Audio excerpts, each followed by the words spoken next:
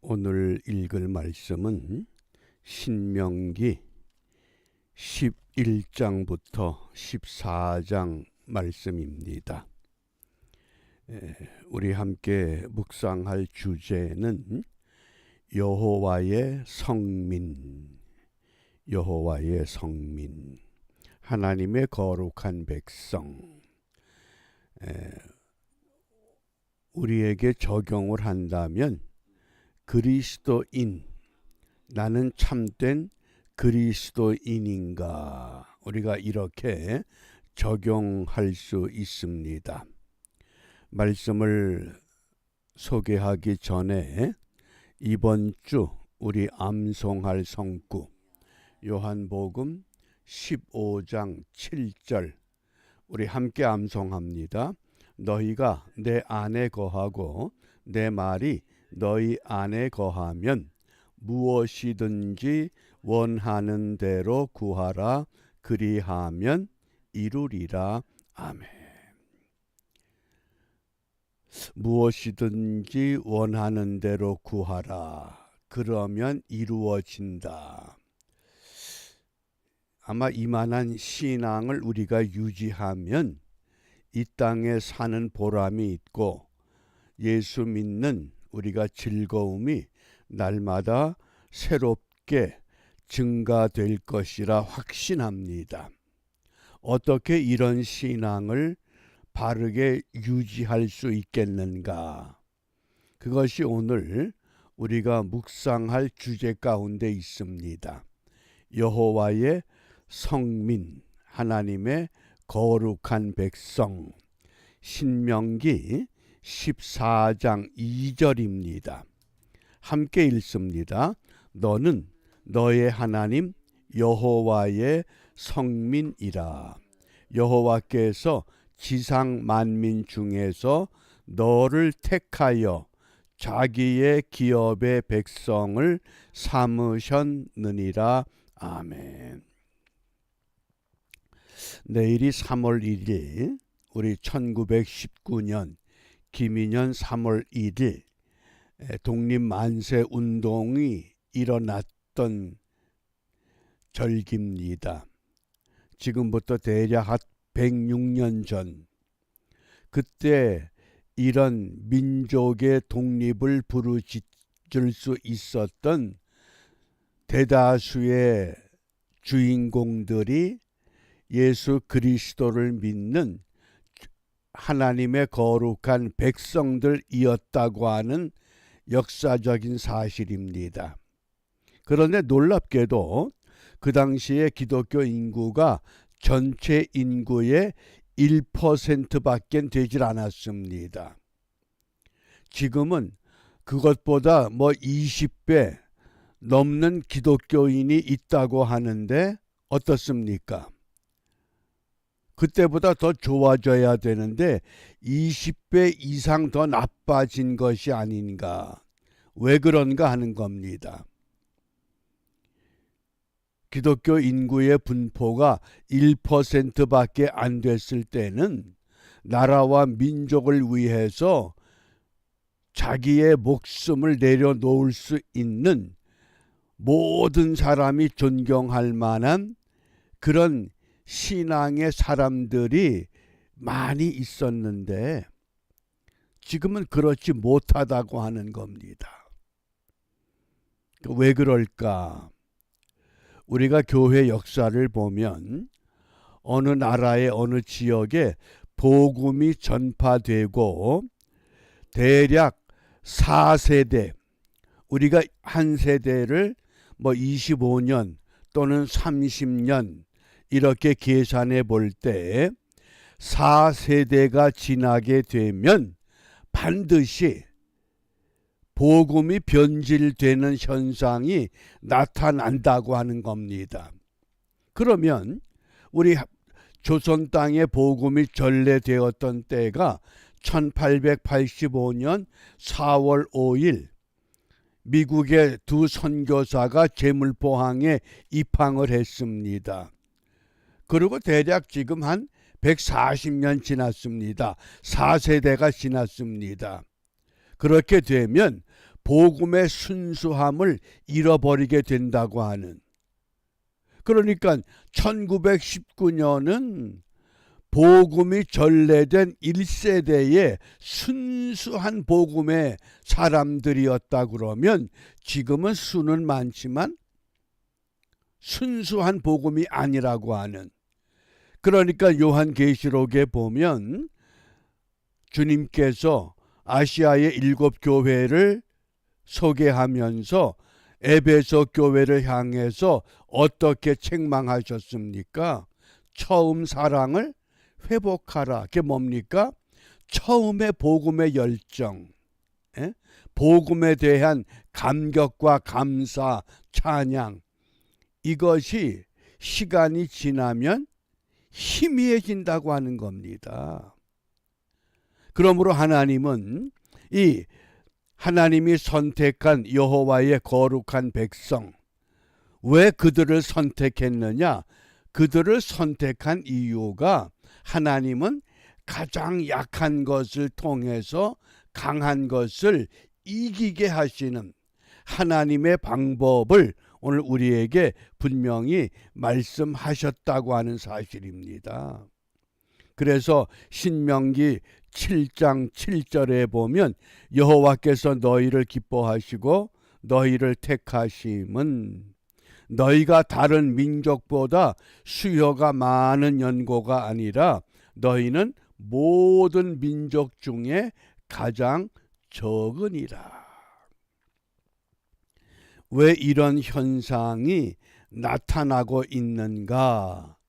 그리스도인의 정체성을 잃어버렸기 때문이라고 하는 사실입니다. 오늘 저와 여러분들은 우리 이 역사 앞에서 나는 정말 그리스도인의 정체성을 유지하고 있는가? 정체성을 상실해버린 그 뉴질랜드의 토종 새, 키위라고 하는 새, 이 새는 하늘을 날아다녀야 됩니다. 그런데 새의 정체성을 잃어버리기 때문에 날지 못하고 땅바닥을 걸어다니면서 벌레를 잡아먹습니다. 날개가 퇴화돼 버린 겁니다. 너희는 하나님의 거룩한 백성이다. 거룩한 백성의 정체성이 퇴화돼 버리니까 가나안 땅에 들어가서 가나안 족속과 싸워서 이길 수 없게 되고 말았습니다. 그들을 진멸하라. 그것은 하나님의 방법입니다. 너희들의 정체성을 잃어버리지 말아야 된다. 그러므로 성경은 오늘 우리들에게 그리스도인들의 정체성에 대한 존재 방식을 다양하게 말씀하셨습니다. 우리는 이 땅에 어떤 존재로 세워져야 하느냐?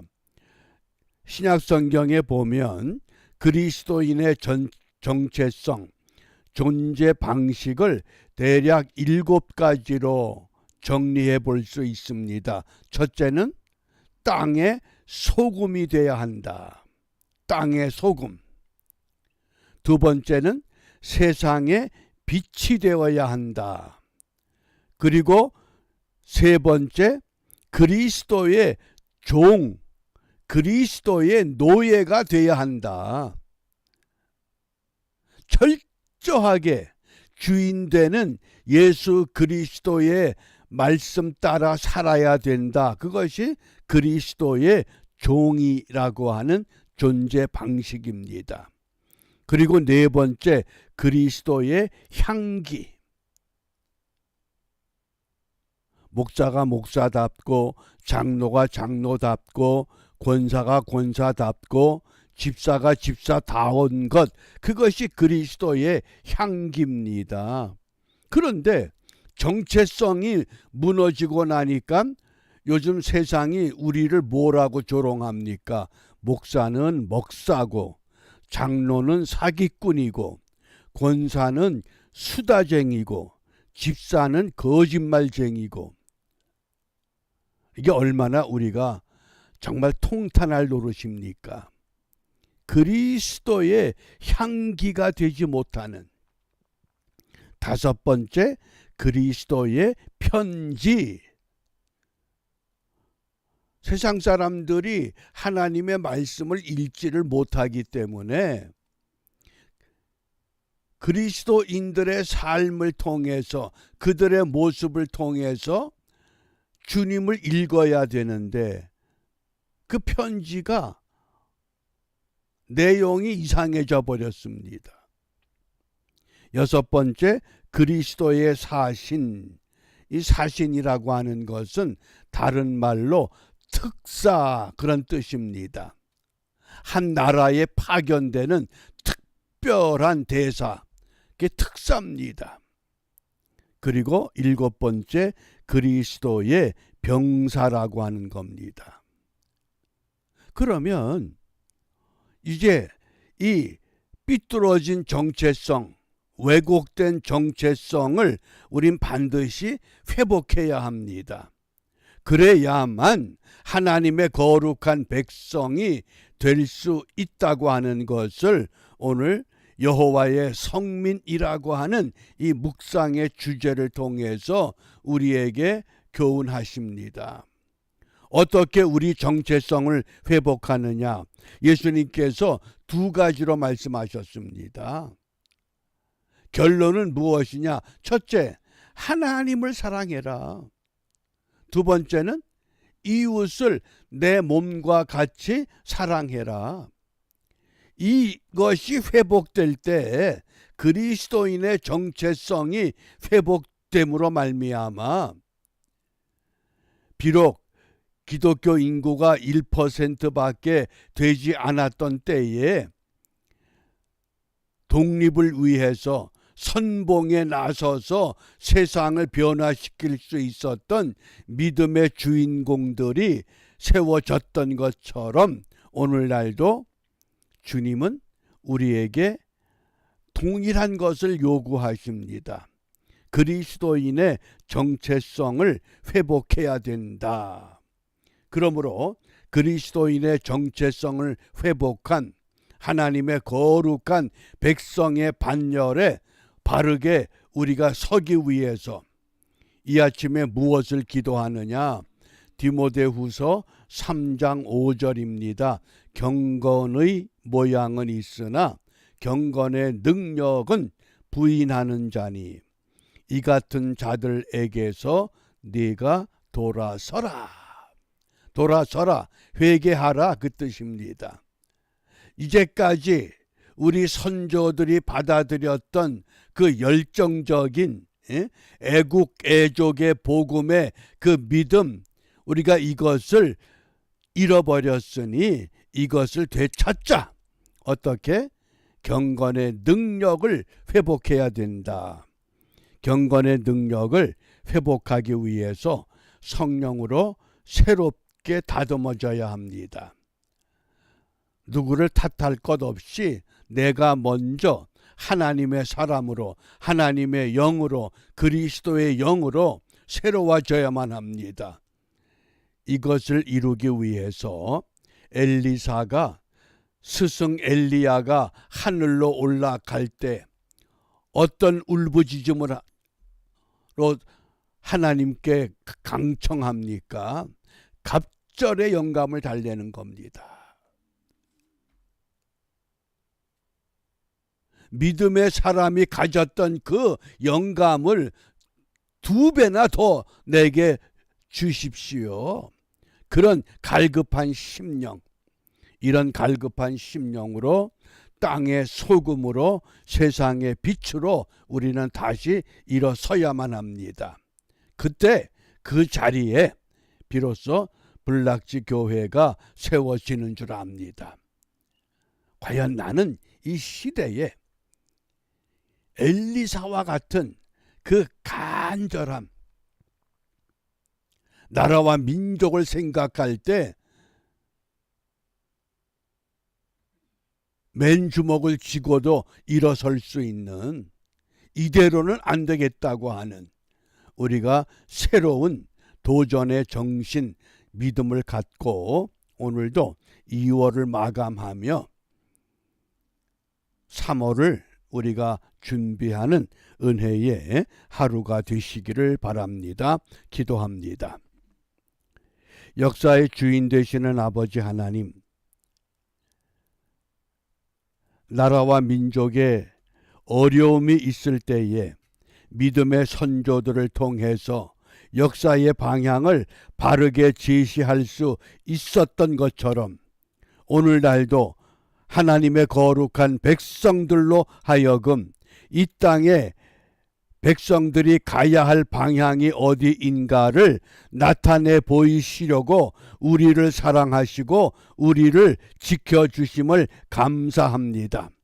이 은혜를 헛되이 받지 아니하고 처음 사랑 되찾게 하시고 잃어버린 열정 회복하게 하시고 정말 주님을 사랑하며 이웃을 사랑하며 나라와 민족을 사랑하는 그리스도인들의 다양한 모습이 세계 도처에서 반듯하게 세워지는 특별한 하루가 되도록 인도하시고 축복하여 주시옵소서.